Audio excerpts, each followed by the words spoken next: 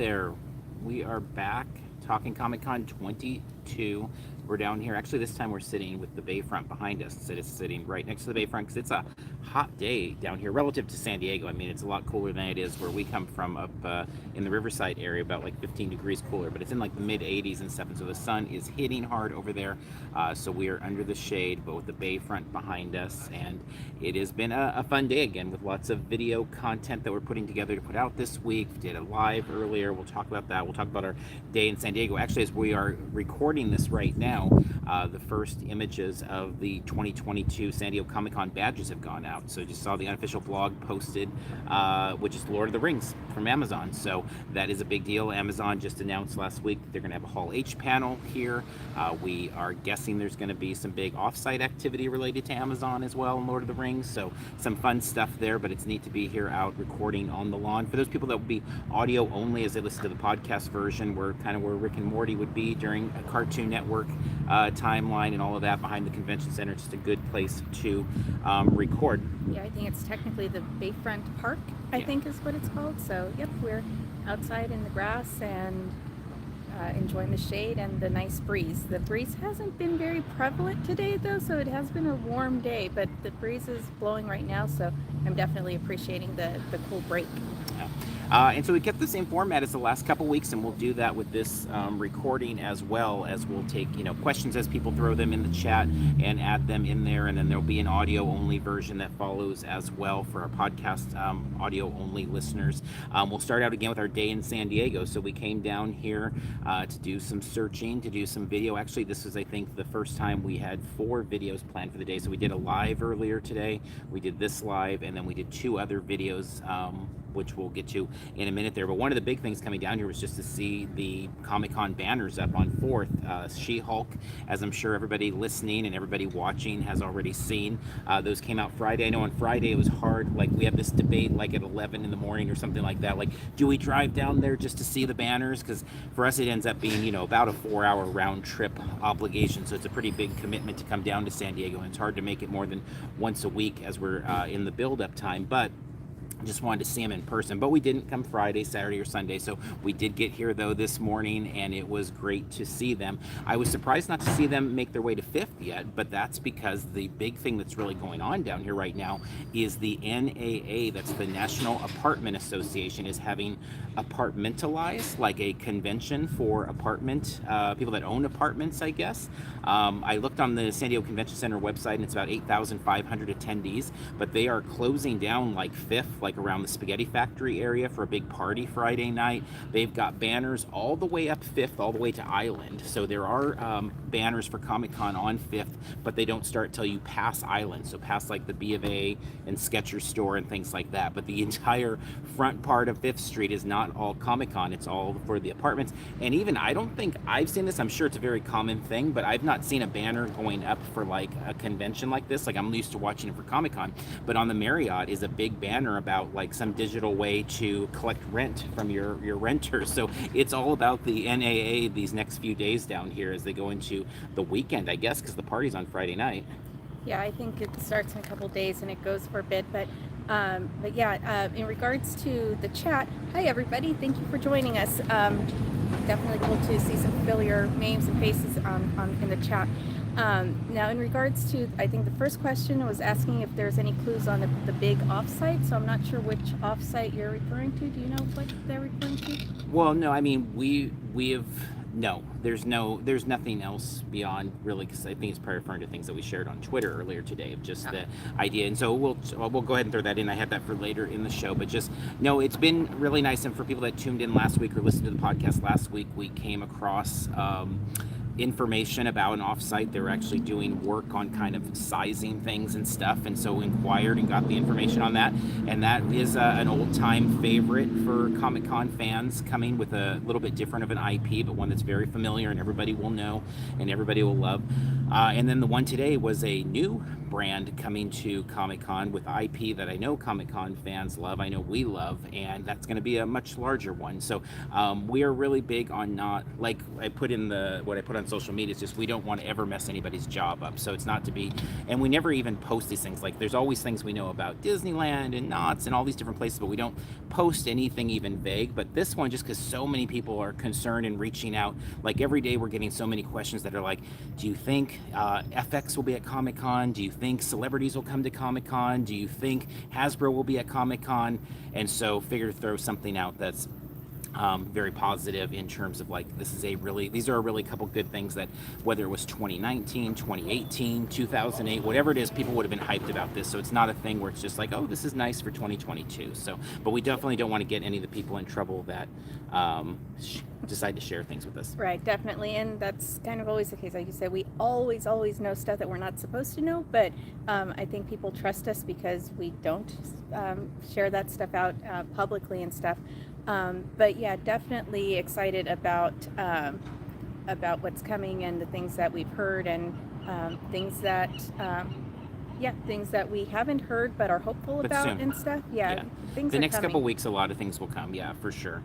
A question about the elevator over by the bridge there. We have not gone up the bridge in the last couple months, so I'm not sure if that elevator is working or not. But it actually really pertains to something we did today too, in terms of just one of the videos is our friend Manny Night Bodega had recommended or asked about doing a video related to the shuttles, and we did do a video related to the shuttles. We actually put it together today and did some homework on that, and so we showed kind of where the bridge is and all of those things, but all of that area was kind of closed off and we didn't go into all of that. But we'll check it out as we get closer to Comic-Con and share that, because that is going to be a whole different thing. So for those that aren't clear on that, if you're riding the shuttle in, you're going to be dropped off either over at Manchester or over at Petco. And by the shuttle, it's the CCI provided shuttles, not the trolley or any of the trains or anything like that, but the buses. So 4 of the lines drop you off at Petco, and it's in the kind of corner by the Petco Interactive Zone area, right by the bridge. And then the other 2, I think it's the teal and yellow, if I remember correctly, but you can check the Comic-Con website to double check what line you're on, are over at the Manchester there. So both ways are a bit of a walk, definitely a much bigger walk than attendees are used to at the front of the convention center there. But obviously with them doing wristband distribution and whatever they're going to do with their COVID check stuff, would imagine that's going to take up a lot of that room there. So as a result, though, that area is going to be much more crowded. The walk past the Marriott and from the Manchester is going to be more crowded. So in the days leading up to, we'll be posting about those and just kind of things like that, if the elevators are working or how the paths are. They may redirect some of the paths even with things like that and stuff. So we'll see. So those are things, that we're down here doing. Also, the 5th Street walk that we did put a video up, so you can check that out on YouTube, looking at what is open and what is closed. We took a look over at, it's called Happy Does, which we've never eaten there, but that's the old like Gaslamp strip club and Dick's Last Resort, and they're combined for a place called Happy Does, which we've, as I said, not eaten at, but that's going to be taken over for 10 Forward for the Star Trek experience there. So we took a little bit of a look at that, and just kind of looking at what's open. One of the things that stands out most to me is when you go to 5th Street, like across from Mary Jane's and the Hard Rock, you have like that second half of the block is just totally empty. None of those businesses are there anymore. Toscano, what were those 2 other stores? Chuck Jones Gallery is the biggest one to me, and then another kind of small shop are all gone. And so I would imagine, where the Peanuts offsite used to be, that well, that's the 4th one. Yeah, that's not even the consecutive. But so there's lots of space there to do offsites, and I would be shocked if those don't all become spaces of some sort. One of the things we found is it does seem like more in the offsites are coming even further out, like the early stuff, like people having parties, things that have already been public and on sale, and you can find all sorts of kind of activations on the SDCC unofficial blogs listing of offsite events or outside Comic-Con's offsite events. But one thing you notice with a lot of them is a lot of them are further out, which means these closer things are probably booked up. They're probably very expensive, and they're probably booked up by big time companies that are not going to probably have ticketed events, but they're more likely going to have those free offsite stuff. But it's interesting going down 5th with the lens of like, what's this going to look like in a couple weeks, and kind of what's going to be here or not. But particularly that idea of really a quarter of that first part of 5th Street that is kind of Comic-Con Central campus there is just empty buildings right now with no sign of anything coming. It's not like there are restaurants that are being worked on like we looked at Seaport Village. Is very interesting.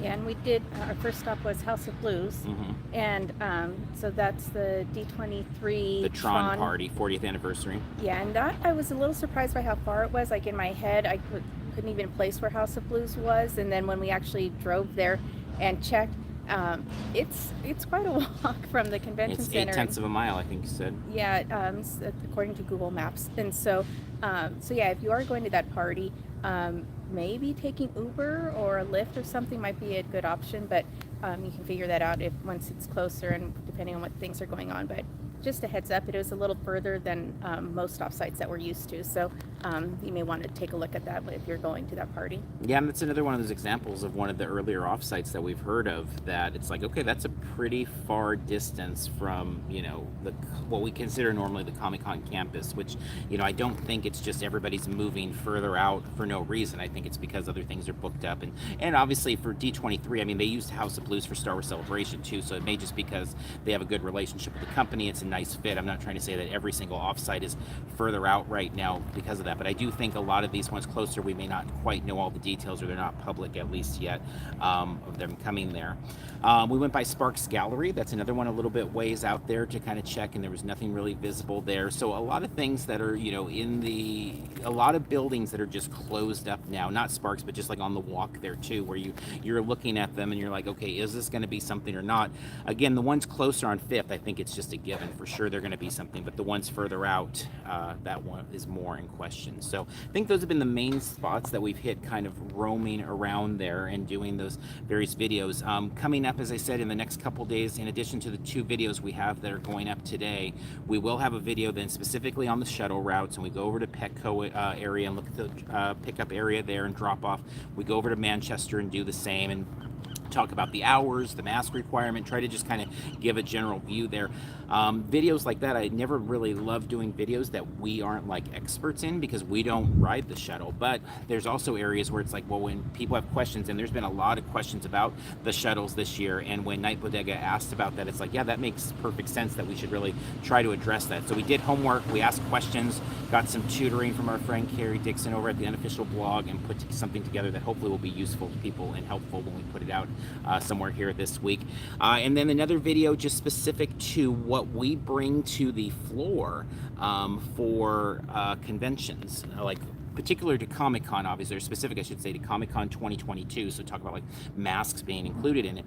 But just in general, like myself, I am a big fan of backpacks, and I know a lot of people don't want to have a backpack on the floor, don't like, backpacks on the floor, but I do. And so kind of open up the backpack and look at what are the things and how do I bag them up separately to keep them, easily. How do we keep autographs safe? What do we do with poster tubes? And so we have a video that will go up. It's about a 10-minute video that just kind of does a deep dive into that. And hopefully people will have other comments of things that they like for their convention bag that they can add to that when that goes up later this week. Yeah, and there was just a comment, and I didn't catch the name, but that one of the trolleys drops off over by House of Blues. Ah, great tip. So that we did not realize. So yeah, definitely thank you for that information. And so that's another option if you are planning on going to that party, to check the shuttle schedule on that as well. Excellent. Or the trolley, I think it said. Yeah, excellent. Okay, so let's talk about then some of the tips besides those. So those 2 videos will be coming up in the next days ahead here, talking about some of the tips from this week that we've put out. Really, we got 2 categories today: before Comic-Con, so like things to do now, and then things for the floor. So those are kind of our 2 categories this year, or I'm sorry, this podcast. Yeah, and sorry, there's a suggestion there that I'm sorry, the writing, I forgot to enlarge the font on the text, so I didn't see the contributor, but he said he likes to, or the person said they like to take comic book protectors. Oh yeah, because they're good for like small signatures and stuff, and that also you usually carry something like that. Yeah, totally agree. Actually, they're in my bag in the video. We kind of talked about just that a little bit, of kind of carrying that in the Walking Dead bag that we use and stuff like that to kind of keep things a little bit safe there. So I could not agree more, and that was actually a big help at Star Wars Celebration just recently. Okay, so the tips, as I said, for this time around for the show, we kind of divided them into 2 categories. A couple of them are before Comic-Con things, and the other couple are things on the floor that I find to be, helpful and just useful and things like that. So the first one here for a before Comic-Con suggestion, this one is about getting help on Twitter and getting people involved in your group on Twitter. One of the things, so the way I first came to Twitter in like 2008, 2007, something like that, was we would come to Comic-Con and there was things happening that we did not know about. We would come to Comic-Con, have a fantastic time, but I would be like, how do people know about that party? How do people know about, etc.? There was so many different things that were going on, even in those early days for us of Comic-Con, that I didn't have a clue about. And everybody I would ask, they're like, oh, it was on Twitter. It was on Twitter. And so I made a Twitter account, and the whole goal of the Twitter account was just being on there to find these contests, giveaways, signing up for parties, whatever it was. And then I started asking questions to get help on Twitter.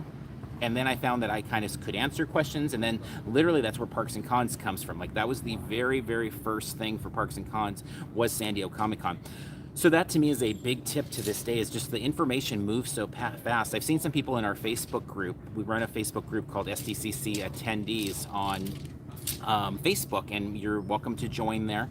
But on there, people will ask, a lot of times newer people, and they'll say, well, what's most helpful for social media? Is it Instagram? Is it Facebook? Is it Twitter? And I just don't find that anything compares to Twitter in terms of the information. It just goes so fast. So not only if you're watching our video or listening to our podcast and you don't have Twitter, even if you hate Twitter, just make an account for the next month and then delete it.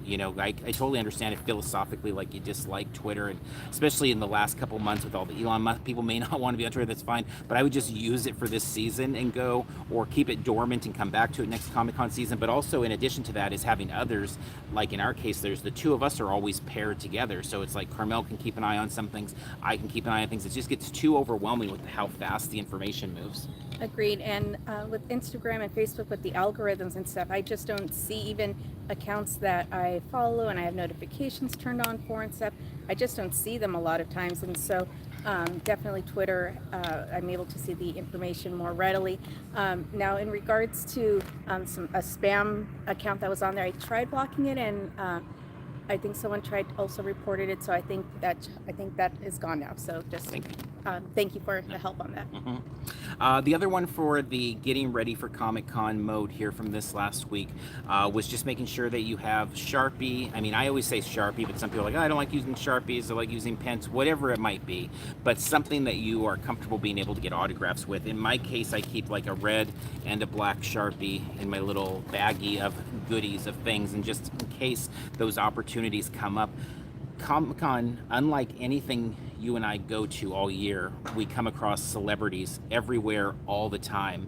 Like, they are just everywhere. And so we are not the type of people to go out of our way to ask. Like, we don't like to bother people, but I will say the only time I recall in my life that I went to go bother someone to ask him to sign something was on the Comic-Con floor. It was Dave Filoni back in the days when he was just doing Clone Wars, so this is long before The Mandalorian, but I saw him walking, and I'm like, I love, what he's doing with Star Wars. I'd love to get his signature. I had a plush Ahsoka and a plush clone trooper, and so I found him on the floor, and I just got, as introverted as I am and hate to do that type of thing, I was like, I'm so sorry to bother you, I love your work, is there any way you would mind signing this? And he was kind of iffy, honestly. He kind of was like, do I have to sign this guy's thing? But he did sign it, and I'm always glad, like, it was only because I had that Sharpie in hand to get him to do it. So again, I'm not someone that frequents it, but like right behind us over here, there are lines of people that just wait for the boats, for the celebs to come off and get things signed.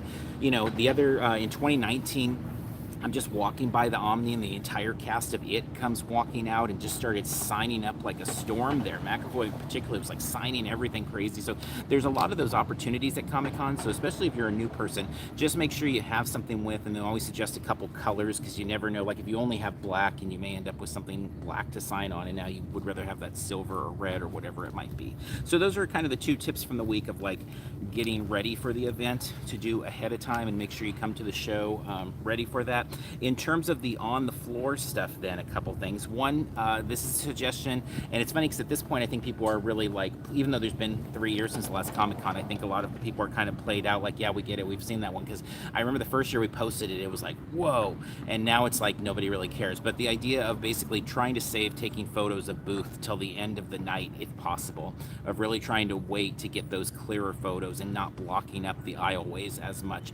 And I know that's something that may not work for a lot of people's schedules, but I know like for you and I, the goal whenever possible is like the last 10 minutes of every con day is like running around and taking photos of booths as people are clearing out and trying to get clear shots of the Lego booth and the Deadpool animatronic and whatever else would be the W, particularly on Sunday. That 4:50 on Sunday is like, okay, try to get get as many clear pictures. I always love having pictures of the floor where it looks like no one's at the con, because that's such a rare thing at Comic-Con, and those are some of my favorite collectibles that we have. So just a suggestion there to try to wait and kind of get those pictures when it's not clogging up the aisles as much. Another one was about taking notes on expenditures for this year.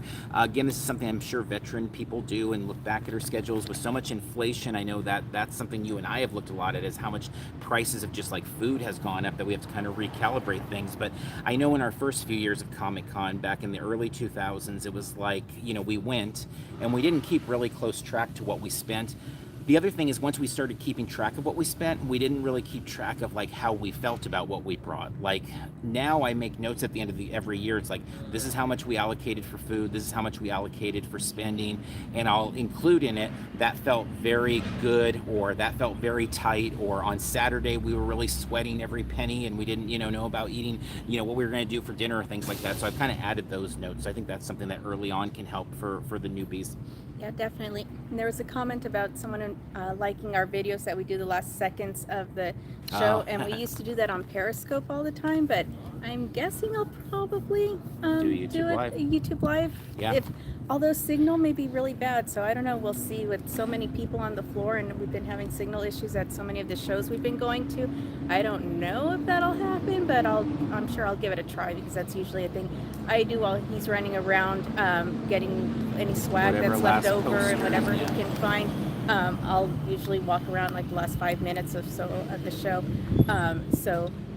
We'll see about signal. Yeah. That'll probably be the biggest hindrance to that. That first year you did that was amazing. Like there was like 30,000 views or something in the first couple days, because people were just all like, what does it look like? And then when everybody cheers, Comic-Con has ended, and it's like, oh, everybody goes nuts. And I'm sure this year, from the beginning to the end, it's going to be even more emotional. But yeah, hopefully we'll be able to do that. That brings up a good question, or just topic in general, because like with the booths, one of the things we've done at Star Wars Celebration and Monsterpalooza is try to use more live videos of like, okay, let's do a booth of the Hasbro tour live. A Hasbro booth tour live.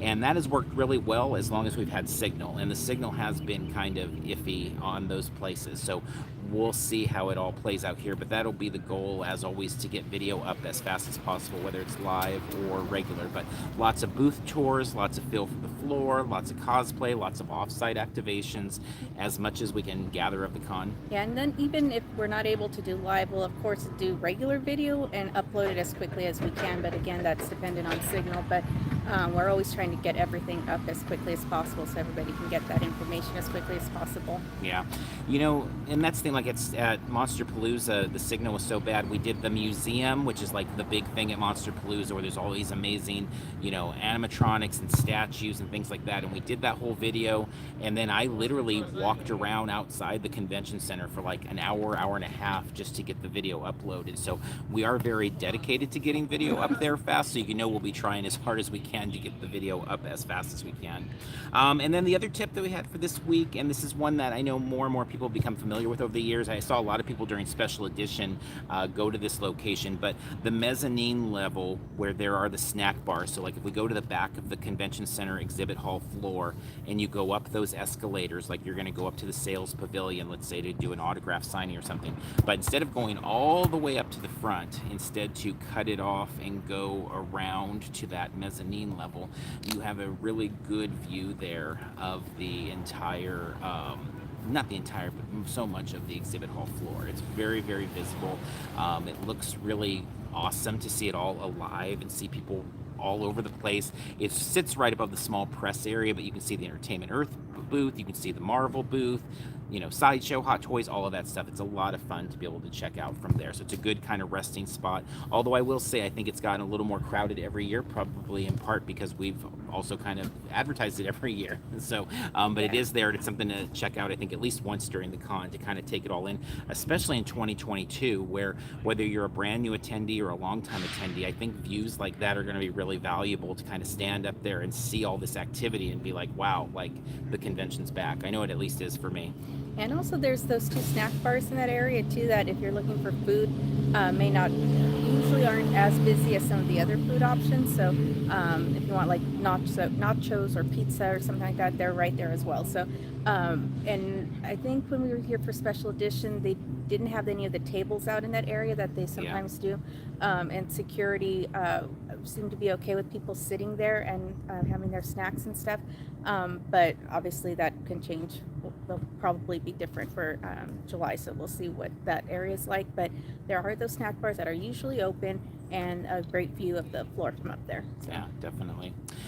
So for those of you that are tuning in with us live, if you have questions that you want to throw into the chat, please do that now. And real quick, we're going to kind of go over what our outline is in terms of some of the goals for the next few weeks for our Comic-Con coverage, because as we're recording this, you and I are 28 days away from being back here full time for those 8 days. So we always get down here the Monday before Comic-Con. We will once again, we'll be doing a lot of updates like this leading up to that, but 4 weeks before is when we are like here full time, and I will be going up and down every street, every nook and cranny of this entire gas lamp area, posting videos, posting anything I can in terms of sharing offsite builds, etc. We'll be sending a lot of stuff to the San Diego Comic-Con unofficial blog, so you can follow along with us there as well. But we'll be posting lots of stuff there in the weeks leading up to that, though. So we have 4 weeks. Basically, our plan is the next couple weeks to come down once a week like we've been doing, gather what we can, do live shows like this. Again, we thank Night Bodega for throwing out the video about the idea of the video for the shuttle thing. Feel free for anyone to, you can email us at comments@parksandcons.com or reach out on social media, YouTube, whatever it is, to give us other ideas. We do have a schedule for all of our videos that we plan to do that is set, but we can always, potentially add to that as we go along, or subtract something and things like that. And then as we get about a week out, we'll probably come out, I don't know, every 2 to 3 days, and we'll see how that goes and as builds are going on. And then obviously, as I said, then that Monday the 18th, it's full time here. So yeah, and the question, Corey Commander, and I think it was answered. I believe there has been confirmation that Harbor is going to be closed during Comic-Con. Yes, actually, San Diego Convention Center, I believe, posted that on their website a couple days ago, and I believe they tweeted it today, so there's a link about that. And so it looks like we'll have that kind of campus vibe again, where that area is closed off, and then again the shuttles won't be even making their way up to that section because they'll be dropping off at the Manchester and Petco. So it should have a pretty wide open area for queuing for whatever related to how they're going to do their COVID checks, which I imagine is going to be pretty similar to WonderCon in terms of some sort of a bracelet system and things like that. There's not been any word yet on whether you need like Clear or, the Clear app was a thing at Star Wars Celebration, and a lot of live events use that, but we'll see if there's any more on that. And then a question about the Brady shell being used for, I'm not familiar with what that, sorry, let me pull up the conversation again.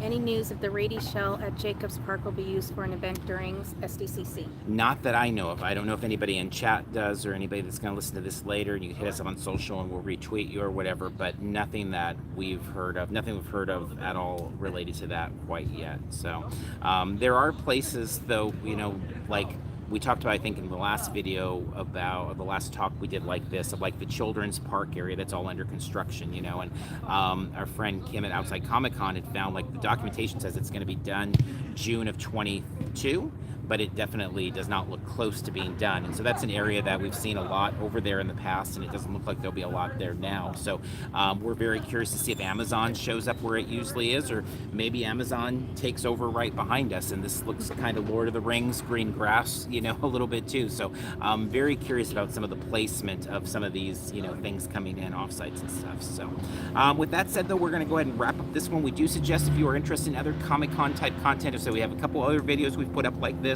We do have the 5th Street look at everything that's open and closed on 5th Street, pretty far up past Island even we went. We've got the Seaport Village video as well that has all of the current openings and closing there. We've got other food videos. We've got 2 more videos coming this week, so lots and lots of videos there. And for the newer people, question we've got on social media, some is just like, what does it feel like on the Comic-Con floor? We have a lot of videos from 2019 and 2018 that you can check out that has a real good feel for what the booths feel like, what the lines feel like, just what the con feels like. So with that said, will these be in yeah, definitely we have all these in podcast form as well. This one that we are doing right now also comes up in podcast form too. Oh, and something that I meant to mention, and just from our experience today, I had forgotten how little shade there is back here by the water. So it's, as we mentioned, it's pretty warm today. So for those of you who do the camping out thing and stuff, don't forget your sunblock, and don't forget some sort of shade from the sun, because it's only, I think, like 80 something degrees, but out here without the shade and without a breeze, it's very warm. So I had kind of forgotten about that until we were back here walking it, and it got very warm very quick. So just a reminder, don't forget your sunblock, don't forget your umbrellas or whatever you use to shade yourselves out in the open, because there's not much shade out back here behind the convention center. So. All right, so thank you for tuning in. If you tuned in live, if you watched later on YouTube, or for our podcast people for audio only, wherever you found us, we greatly appreciate it. We thank you for sharing our work. We hope you watch some of our other videos, and we will go ahead and see you next time. Bye.